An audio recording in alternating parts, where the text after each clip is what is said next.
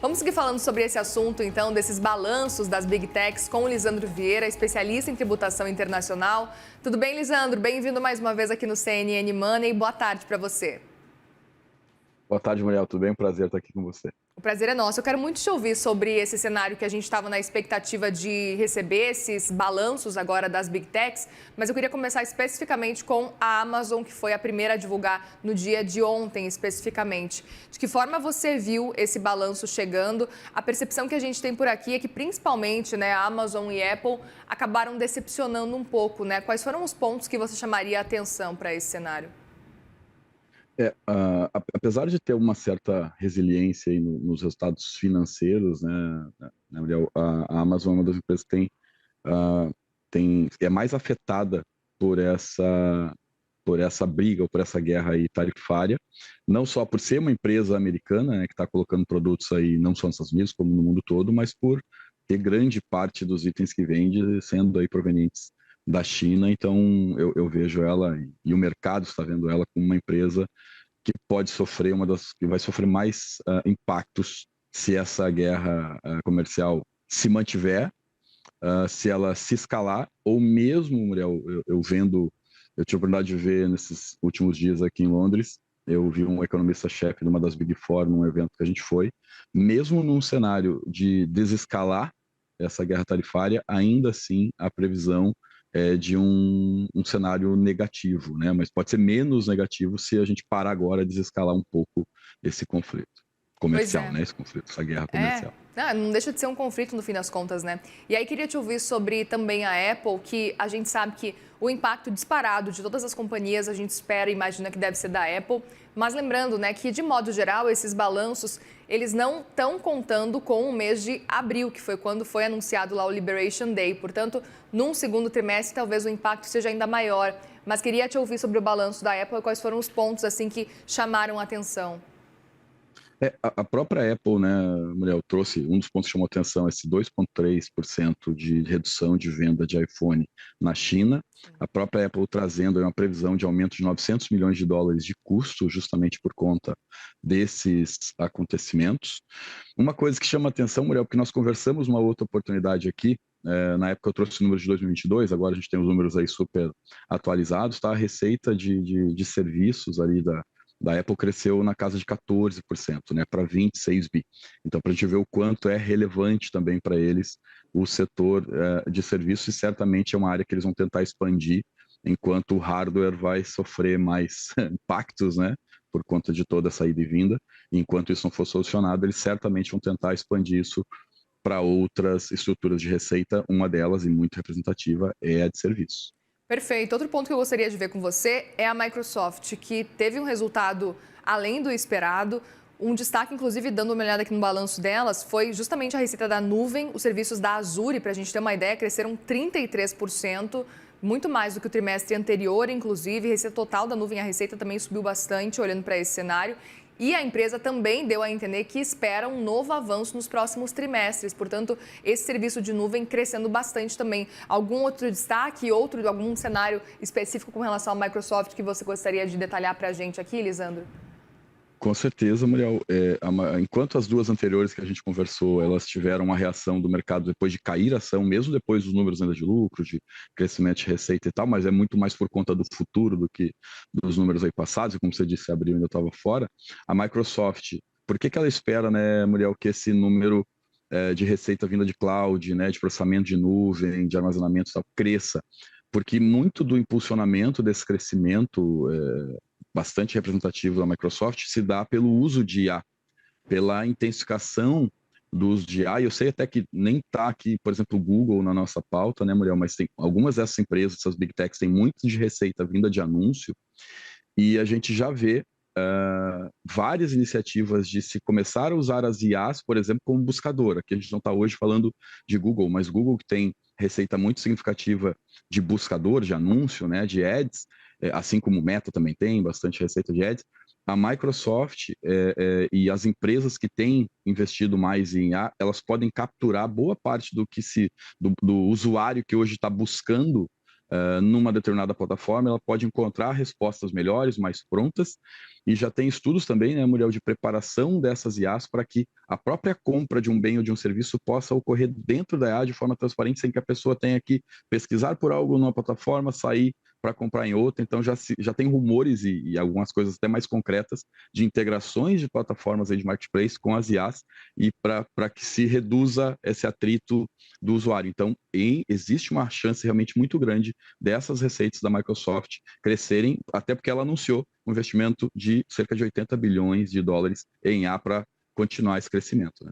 E quem também está apostando em IA é a Meta, né? A gente viu esse levantamento agora a partir desse balanço divulgado, que fala num crescimento de 10% nos preços dos anúncios, bem acima também das projeções. Isso também ajudou a impulsionar os resultados, mas de modo geral, Microsoft, Meta também, focando em IA. E aí parece que esse é um cenário, é interessante esse investimento para as duas companhias, que fez sentido, pelo menos para esse balanço nesse primeiro trimestre. Tanto que Meta e Microsoft tiveram uma reação muito positiva, né, depois do anúncio dos números. O que chama atenção na Meta é a Meta afirmar que tem mais de 1 bilhão de usuários do Meta AI. Esse é um número muito representativo, né, Muriel? A Meta costuma ter comprovado capacidade de monetizar, de explorar bem essa base de usuários. Eles também têm um lado negativo, que eles já afirmaram que vão ter um aumento de gastos de 64 a 72 bilhões de dólares ainda em todo 2025. E tem uma linha lá que não está positiva, né, Muriel, nos números, no balanço aí da Apple, que é a linha do metaverso, que ela fez toda essa mudança até de identificação da empresa para investir nesse mercado. Talvez tenha feito isso muito antes, mas aqui eu vou dar uma opinião de usuário, se você me permite, Muriel, né? Eu fiz aquisição de dispositivos lá de 3D da Meta, e toda pessoa para quem eu empresto para ter uma experiência afirma que precisa de um, que quer comprar um, e realmente a produtividade, no meu caso para produtividade, mas para muita gente por questão de diversão, a Meta parece que ela vai seguir firme, resiliente nessa aposta. Eu, como opinião de usuário, não acho que esteja errado, mas isso hoje não se reflete nos números, isso ainda não ajuda a Meta a ter resultados mais positivos. Ela está focando bastante nesse momento para buscar resultado em IA, certamente. Perfeito, é muito interessante esse ponto e ao mesmo tempo a gente percebe que parece que as empresas que não apostaram em IA ou que não deixaram esse destaque maior, por exemplo, que a gente viu agora há pouco de Amazon, de Apple, parece que estão ficando para trás. E de modo geral, Lisandro, a gente acompanhava a divulgação do trimestre anterior, por exemplo, em que de modo geral o mercado não gostou dos balanços, foram balanços que vieram bons, mas precisavam vir ainda melhores, mas não tinham vindo da forma como era desejado no trimestre anterior.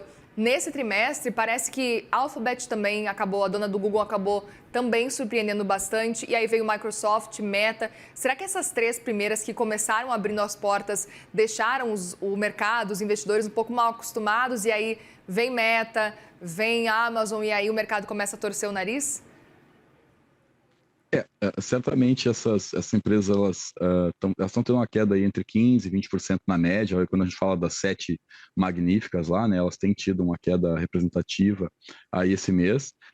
Eu destacaria ainda, apesar de todo esse cenário controverso, Muriel, claro, como você disse, ainda recém primeiro trimestre, os seus primeiros meses, mas por enquanto, pelo menos, uma resiliência dessas empresas, né?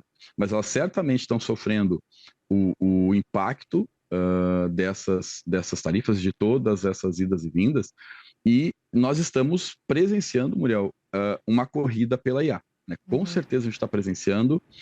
Quem, como você disse bem, aí saiu na frente já colheu frutos nos resultados e na percepção de mercado. Quem ficou um pouco para trás ou está menos centrado, está com IA não tão no centro da estratégia, está já pagando um preço, mas eu não colocaria somente na IA, né, Muriel, mas como forma geral, na inovação, né? Se a gente parar para pensar, o que cada uma dessas empresas tem lançado absolutamente novo, né? O que efetivamente a Apple tem feito de muito novo, de absolutamente disruptivos nos últimos 2, 3, 5 anos? O que a Amazon tem feito? Enquanto a gente tem visto Microsoft e Meta, como dois exemplos aqui, Muriel, são empresas que nos últimos anos têm inovado bastante. A gente se acostumou com uma Apple de Steve Jobs, né, que lançava lá iPod, lançava Mac, iPad, enfim, uma série de dispositivos ali com um intervalo de poucos anos, algo de muito inovador. E há alguns anos a gente não vê algo de tão inovador. A gente vê de expansão de receita, de versão nova de iPhone, ou expansão lá de serviço da Amazon, por exemplo, com a AWS, que cresceu bastante, é significativo, mas quando a gente fala de inovação propriamente dita, produtos disruptivos novos, que tenham lá muita gente adotando, a gente não tem visto tanto nessas duas que você questionou, principalmente Amazon e Apple. Né? Então, talvez elas estejam pagando um preço e elas têm que correr um pouco, não só correr atrás de IA, mas como correr atrás de inovação de uma forma geral e mais ampla. Perfeito. E aí, outro ponto que eu queria entender também é o que esperar da NVIDIA, né? A gente sabe que a NVIDIA passou por momentos muito turbulentos nesse primeiro trimestre. A gente viu a chegada de DeepSeek, a DeepSeek que parece, inclusive, que faz mais tempo, inclusive, que a DeepSeek chegou e deu aquela turbulência muito grande. De modo geral, deixou muita gente assustada com a chegada da DeepSeek e a NVIDIA que acabou balançando, principalmente no mercado. O que esperar, portanto, da NVIDIA, levando em consideração esse cenário aí de inteligência artificial, levando em consideração esse cenário de chips para esse setor? A NVIDIA está tendo uma correção um pouco mais forte que as demais, né, Muriel? É uma das que mais está tendo perda, principalmente entre essas que a gente está falando. Eu não sou aqui futurologista, né, mas eu prevejo um futuro um pouco mais desafiador para a NVIDIA, até que essas placas tectônicas aí essa corda que está bastante esticada, especialmente entre Estados Unidos e China, enquanto isso não se acomodar um pouco melhor e esses países não começarem de alguma forma a desescalar, vai ser difícil a NVIDIA voltar aos patamares anteriores tanto de números ali de receita, lucro, etc., como principalmente o valor das ações. O mercado está com os dois pés atrás em relação ao futuro próximo, aí, próximos 2 quarters da NVIDIA para frente. Perfeito, mas se a gente pudesse até colocar e traçar uma linha e entender o que já foi divulgado até agora, olhando para o futuro, então queria entender a percepção que você tem. A gente pode falar que, ainda assim, é um cenário positivo, levando em consideração essa grande instabilidade que está no momento pairando aí pelos Estados Unidos, ou já é necessário ficar de olho para ver como é que pode vir os próximos trimestres, de modo geral, com o que a gente teve de divulgação até agora?